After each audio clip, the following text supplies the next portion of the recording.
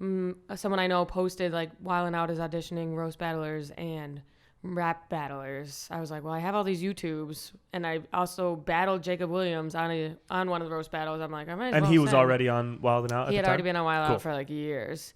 So I sent them that, and then I got the audition.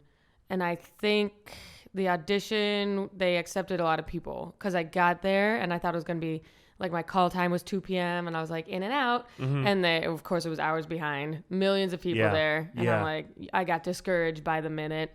But then people were coming out and they were telling us what the audition was like. They were like, it was so easy. You're just waiting for hours, right? Talking to people. Jeez. Just like freaks. Where was it? What At the Viacom office in like a Times Square. Room? No, it's just the Viacom offices in Times Square. Okay.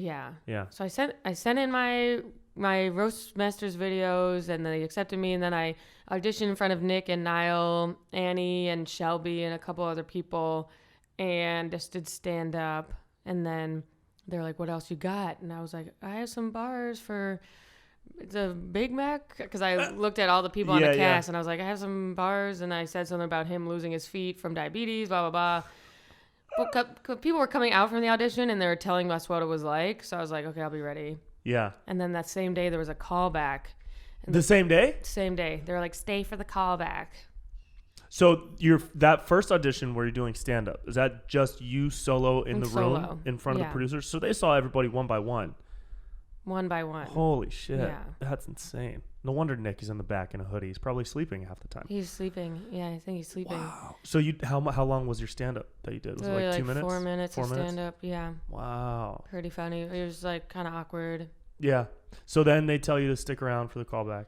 And they say, they're like, it was kind of like American Idol. They're like, all right, let's see what you can do in the callback. And you're like, wait, what? I think I literally was like, I'm going to Hollywood. And they're like, okay, get out of here. And then they made us wait because it was also filmed. It was also like a production. Yeah. Because it ended up being a YouTube like documentary thing. Oh, right. Like so that's Road to also Wild why, and Out. Road to Wild and Out. So I think that's also why they did. Like a bunch of people got called back that I don't think were. It was more for the.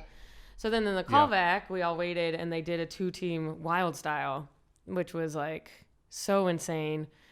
I had my bars ready. Yeah. So these people were going up there trying to freestyle. I got in per wild style, cooked with some 4 bars. Yes. And then like did so well that at the end of the wild style, I was like, if I don't get this, then it's a casting thing. Yeah. Because I was like, when you leave audition and you sucked and you're like, well, I suck. I'm not going to get that. I'm not going to get that. Yeah. If I get it, that's I do know insane. that feeling. That's a very familiar feeling. Yes. But the auditions where you do well, you're like, that's their fault. Yeah. If 100%. I don't get this. Totally. 100%. Or like stand-up auditions where you crush and you're like, commercial auditions. Yes. Sometimes for commercial auditions, you could do, I've done so great. Yeah. I walk out of there, even the director's in there, and they're like, that was hilarious. Great job. Yeah. And it's literally like, okay, if I just don't look like the person they have in their head, literally, I'm not going to get it. Doesn't matter how good I am. It's a very zen feeling. Yeah. You're like, I crushed. Yeah. There's nothing worse than like doing mediocre or less. Yeah. At an audition, you waste your time. You feel weird. Yeah. But if you leave and you're like, I'm the shit. Mm-hmm. And I feel good about that. And I'm a few years into comedy and I crushed my first big audition. Mm-hmm. That's all that matters. Totally. So then I put it out of sight. I think I told a couple people in stand-up about it. And then I was like, and then I had gone to Chicago to do a weekend of shows there.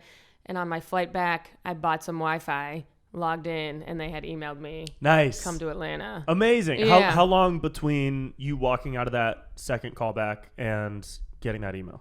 I think it might have been a week and a half. It might have been Wednesday and then a week and a half. Cool. Maybe 1 week. I literally don't remember. Yeah. I need to start tracking these things a little better. I don't remember. For the memoir. I don't remember. Yeah, for the memoir. You gotta like write it down for the memoir. For the memoir. Yeah. And so they emailed me, and the email I think was from Annie and McCullough, who was the original casting producer. And they were like, we're flying you down to Atlanta for a week of workshops to see how you fit with the cast. And so then I'm like, okay, great, more auditions. Yeah. I didn't tell anyone I got it because it was when they say to see if you're a good fit, you're like, well, fuck. Yeah. That's a third callback. Totally. Yeah.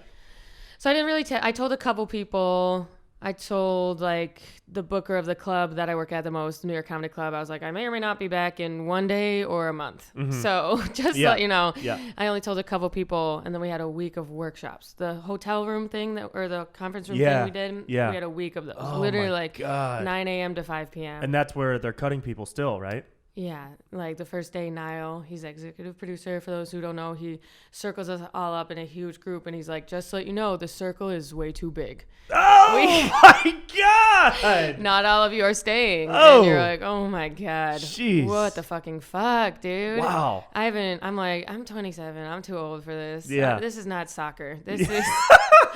I just quit my job. I had quit my job for this because I was like, well, I had a finance job until... January of that year, and then I did a part-time job until the audition, and then I quit that, and I was like, it was more than anything, I was like, this needs to work out just because I just quit my job for this. Nice. That was the for motivation. Sure. Oh, you got to push the universe in that direction. You can't Absolutely. go back to New York and get an office job after flubbing this up. No.